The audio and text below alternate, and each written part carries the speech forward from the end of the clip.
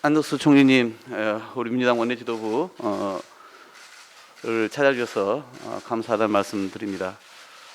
총리로 인준되시고 나서 사실 좀 일찌감치 이렇게 좀 뵐 수 있는 자리를 가졌어야 했는데 국회 상황과 또 전국 상황이 그렇지 못하면서 좀 미뤄졌습니다. 며칠 전 이제 우리 우상호 비대위원장을 뵈었다는 말씀 좀 전해 들었습니다.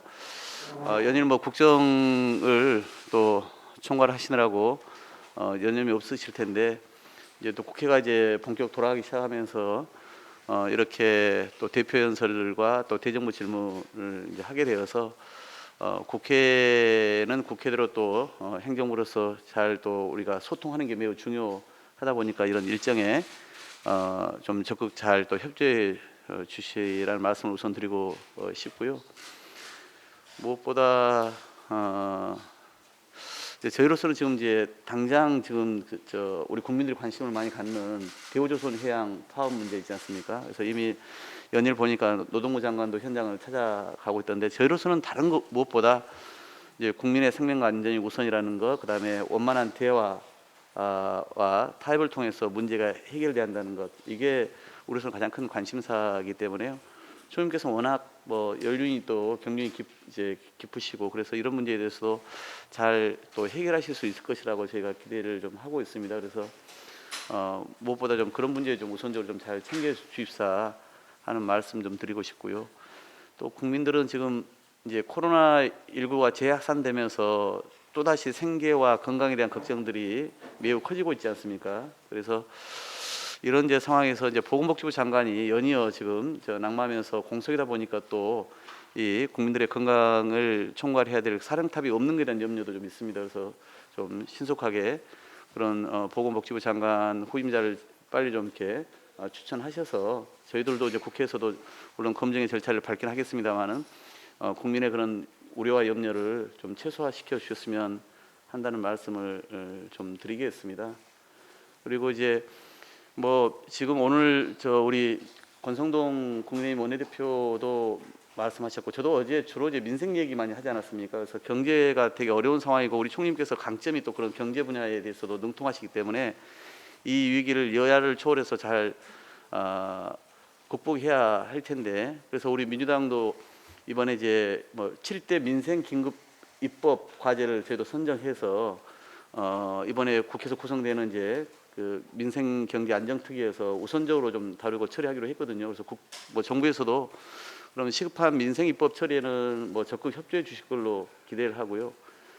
이제 다만 좀 총리님께서 실제 책임 총리로서 역할이 어느 때보다 중요한 시기인 것 같습니다. 그런 점에서 국회와의 소통과 함께 또 대통령께도 좀 국민의 여러 가지 우려와 염려 그런 쓴소리에 대해서는 또 가감 없이 잘 전달해서 대통령께서 국정을 제대로 살피시는데 실질적 역할을 좀 해주십사 하는 말씀을 아울러 좀 드리고 싶었습니다.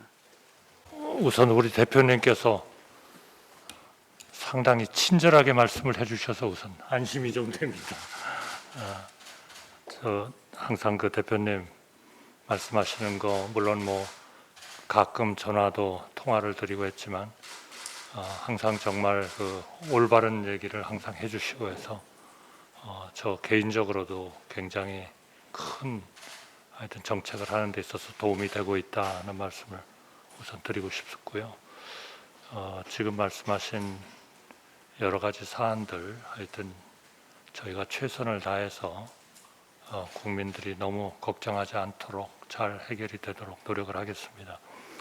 어제 그 대표 연설에서도 강조를 해주셨지만 하여튼 민생에 대해서 말씀을 많이 해주셨고 또 정부나 여당의 입장에서도 가장 지금 시급한 문제는 외부적, 내부적인 여러 가지 여건 때문에 국민들이 겪고 있는 이런 여러 어려움을 가장 충격을 줄이면서 국민들이 헤쳐나갈 수 있도록 하는 게 가장 중요하다 이렇게 생각을 하고 있습니다. 국회에서도 특히 그 민생 특위를 만들어 주시고 해서 저희가 정부로서는 그동안 한 7번쯤 민생 대책을 했습니다만 아직도 저희는 뭐 충분하다고 생각하지 않고 있습니다. 특위에서 많은 좀 논의와 또 정책에 대한 말씀을 해주시기를 바라고요. 정부로서도 하여튼 선제적으로 특위하고 잘 협의하면서 해나가도록 하겠습니다. 원내 그 진성준 수석 부대표 그다음에 두 이제 대변인이 이제 배석했는데요. 이제 총리께서 이제 국회에 물론 대정부 질문이나 대표 연설 또는 예결위 이런 데 이제 참석을 하셔서 우리 국민을 대신해서 질문하는 의원들에게 이제 답변을 하십니다만은 저는 그런 이제 공식적인 자리 말고도 실제 여당뿐만 아니라 야당 의원님들하고도 좀 지속적인 소통을 많이 해주셨으면 좋겠다는 말씀 드리겠고, 그래야 실제 야당 정치인의 목소리가 아니라 우리 국민 일반의 목소리를 좀 더 제대로 들을 수가 있고 이것을 또 대통령께 전달을 하실 수 있는 그런 기회를 만드실 수 있을 것이다 싶은 거거든요. 저희가 가장 걱정하는 것은 민생 경제는 정말 우리가 여야 초월해서 협력하겠다는 생각은 분명합니다. 그런데 이제 지금 최근 우려되는 이런 인사 문제나 또 안보와 관련해서 전 정권과 여러 가지 지금 좀 대립하는 문제나 이런 것에 대한 염려들은 실제 국민도 갖고 있고 저희도 갖고 있는 거거든요. 그래서 저희는 대통령께서 그래도 가장 내각을 통할하는 총리께서 실제 그 책임을 다하고 또 무게감 있게 말씀을 전해 주는 것이 대단히 중요하다 싶은데, 지난번 대통령 취임식에도 이 국민 통합이라는 말이 찾아볼 수가 없었거든요. 근데 오늘 보니까 또 원내 그 대표의 이 대표 연설에도 보니까 통합이란 말이라든가 협치란 말이 별로 안 보여요. 그래서 저희는 이제 그런 염려가 있습니다. 국민들은 지금 무엇보다 민생 경제가 중요하지만 그것을 이겨내는 힘은 결국은 국민의 통합, 또 국민과의 소통, 이걸 통해서 풀어나가기를 간절히 원하실 텐데 실제 그런 진정성과 의지가 있는지에 대해서 좀 염려하는 점이 좀 있거든요. 그런 점에서 우리 총리께서는 다양한 어떤 경험과 또 관계망을 갖고 계시기 때문에 그런 일을 잘 해주셔야 되고, 그래서 누구보다 대통령께 가장 쓴소리를 제대로 해서 국정이 초반기에 이렇게 여러 가지 염려가 아니라 이제는 좀 흔들리지 않고 제대로 갈 수 있게끔 그런 좀 이렇게 역할을 잘해 주십사는 부탁의 말씀을 다시 한번 드립니다. 저도 더 충실하게 그런 역할을 하겠다 하는 말씀을 드리겠습니다. 그 아까 여당의 원내대표 연설에 대한 언급을 해주셨는데 많은 얘기가 있었습니다만은 마지막에 대표께서 그 협치를 해야 된다 하는 말씀을 제가 하신 것으로 알고 있고요. 저희 정부로서는 우리가 대화하고 소통하고 협치해야 된다 하는 것을 저희는 뭐 그냥 선택이 아니고 머스트라고 생각하고 있습니다. 그래서 저희가 내각에서 얘기하는 기본적인 원칙은 앞으로 우리가 정책을 한 10일 정도 걸려서 만들 수 있는 정책이라면 그 중에 한 반은 우리 국회와 또 그 정책에 의해서 영향을 받는 분들하고 소통을 해야 된다 이렇게 생각을 하고 있습니다.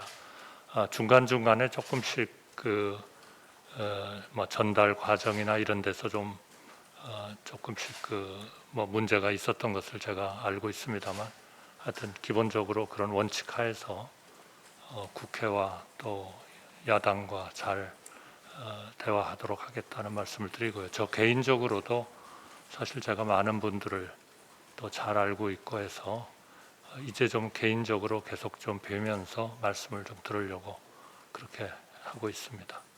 하여튼 열심히 잘 하겠습니다. 네.